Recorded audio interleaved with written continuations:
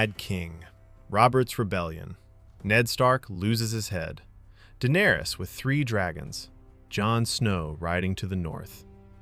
None of it happens without one moment in A Night of the Seven Kingdoms.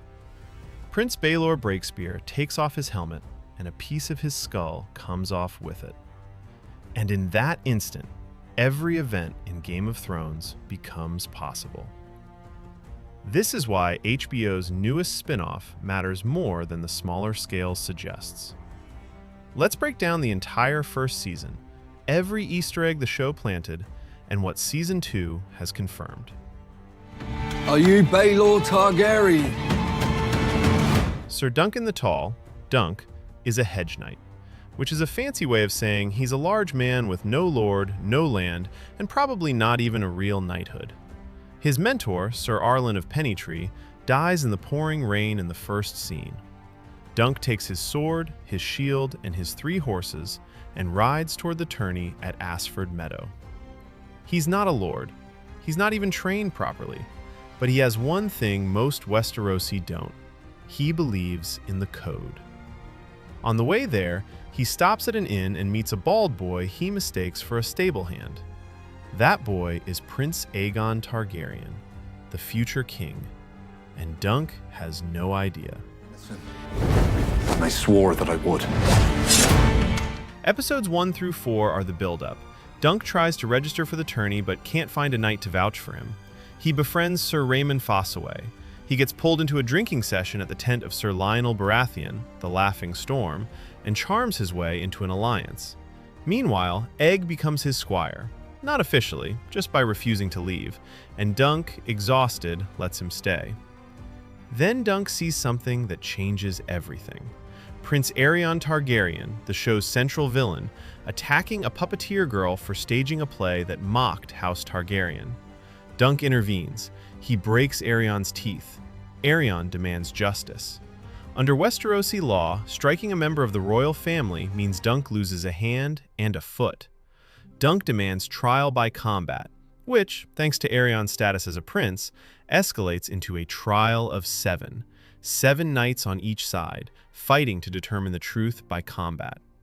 The last time this trial had been called in living memory was generations earlier, which brings us to Episode 5. Do not panic. Remain in formation. Keep your mounts as long as you can. This is the episode that will be studied for years. 7 of Aerion's knights, including 3 Kingsguard, line up against Dunk, Baelor Breakspear, heir to the Iron Throne, the greatest prince of his generation, Lionel Baratheon, Raymun Fossaway, Sir Humphrey Beesbury, Sir Humphrey Harding, and Sir Robin Riceling. The battle is brutal. Sir Humphrey Beesbury dies from a Kingsguard lance in the opening charge. Sir Humphrey Harding dies later. And Dunk, bleeding from every side, one eye swollen shut, beats Aerion into surrender. But then, after the trial is done, Prince Baelor walks up to Dunk. He tells him his hands feel like wood. He asks Raymun to help him take off his helmet. Steely Pate lifts the helm, and part of Baelor's skull comes with it. Baelor collapses in Dunk's arms and dies. The killer isn't Aerion. It isn't Dunk. It's Baelor's own younger brother, Prince Maekar Targaryen, who during the melee smashed Baelor with a mace, not knowing his brother was in his path. Maekar doesn't even remember the exact blow. The heir to the Iron Throne is dead. The kingdom is broken. And the season's finale, the Morrow, is spent on the fallout. Dunk grieving, Maekar unable to face what he did, and Egg finally deciding to leave Ashford with Dunk as his true squire.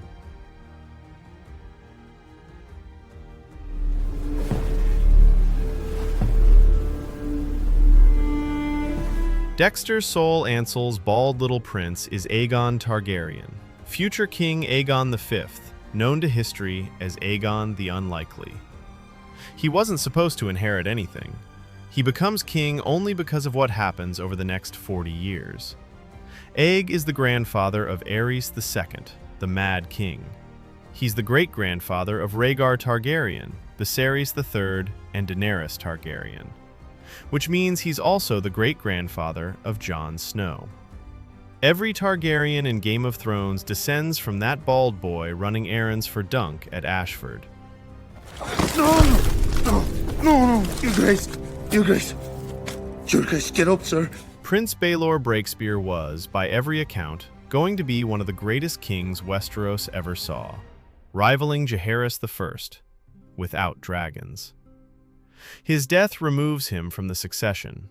His father, Daeron II, dies. The crown goes to Baelor's younger brother, Aerys I, who has no children. Then to Maekar, the man who accidentally killed Baelor, who spends his reign haunted by kinslayer whispers. Then to Egg, then to Daenerys II, then to Aerys II, the Mad King. Without Baelor's death, no Mad King. Without the Mad King, no Robert's Rebellion. Without Robert's Rebellion, no Game of Thrones. The show just filmed the moment the entire franchise begins, and most viewers watched it happen without realizing what they were seeing. Never heard of him. Did you know every night in the Seven Kingdoms, then? There's a moment in Season 1 where a witch delivers a prophecy about Dunk and Egg's deaths. Egg understood it. Dunk didn't. 50 years after Ashford, King Aegon V, Egg, now old, attempts to hatch dragon eggs at Summerhall. The ritual goes catastrophically wrong. Summerhall burns. Aegon dies. Sir Duncan the Tall, his oldest friend and Lord Commander of the Kingsguard, dies trying to save him. On the same night, in the same fire, Prince Rhaegar Targaryen, Jon Snow's father, is born. That's the ending A Knight of the Seven Kingdoms is building to. 50 years across 3 novellas, and probably beyond. The show isn't a spin-off. It's a slow-motion origin story for the Mad King, Rhaegar, and every death that follows. Sir Lionel Baratheon, the Laughing Storm, Daniel Ing's charismatic Baratheon lord, is a direct ancestor of Robert Baratheon. That drinking, brawling, warhammer-swinging energy Robert has in Game of Thrones, it didn't come out of nowhere. It runs in the blood. Prince Aerion loses at Ashford, but he doesn't die. He goes on to become one of the maddest Targaryens in history. Years after the trial, Aerion drinks a glass of wildfire, believing it will transform him into a dragon. It kills him. His death is one of the reasons Egg, his brother's son, becomes king instead of Aerion's own child. Throughout Season 1, the Blackfyre Rebellion is referenced quietly. It happened 9 years before Ashford. It shaped everyone. Sir Arlen fought in it. Baelor fought in it. Maekar's grievances trace back to it. The show has been laying groundwork for Season 2, where the Blackfyre legacy becomes the actual plot. Season 2 is adapting the second Dunk and Egg novella, The Sworn Sword. 6 episodes, targeting a 2027 premiere on HBO Max. Filming wrapped in June 2026 in Belfast and Gran Canaria. The story takes place about 2 years after Ashford. Dunk and Egg have taken service under Sir Eustace Osgrey of Standfast, a minor lord in the Reach played by Peter Mullen. The conflict, at least on the surface, is small. A summer drought, a dammed stream, a land dispute with Lady Rohan Webber, the Red Widow, played by Lucy Boynton. She's a young widow with 4 dead husbands and a fierce reputation. Peter Claffey, who plays Dunk, describes Season 2 as a tragic love story, which strongly suggests Dunk and Rohan's relationship is the emotional center of the season. But under the small conflict is a bigger one, the Blackfyre Rebellion. Osgrey and Rohan represent 2 sides of a war Westeros hasn't finished fighting, and Daemon Blackfyre himself is expected to appear in flashback. Also joining the cast, Babu Sisay as Sir Bennis of the Brown Shield, a cynical sworn sword whose pragmatism directly contrasts with Dunk's naive honor code. Showrunner Ira Parker has said Season 2's theme is the dangers of blind loyalty.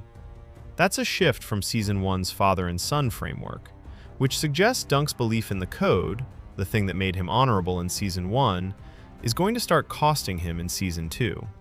What's your name? Sir Duncan the Tall. A Knight of the Seven Kingdoms is a slow game. Ira Parker has floated the possibility of 12 to 15 seasons if the show continues to work. That's decades of Dunk and Egg growing older, wandering the realm, and slowly, invisibly, arranging the pieces that become Game of Thrones. Season 1 gave you a hedge knight, a bald boy, and a broken prince. Season 2 gives you a widow, a drought, and the ghost of a rebellion. And somewhere far down that road, years past this show's current runtime, a fire at Summerhall ends everything. The Dance of the Dragons was about who deserved a throne.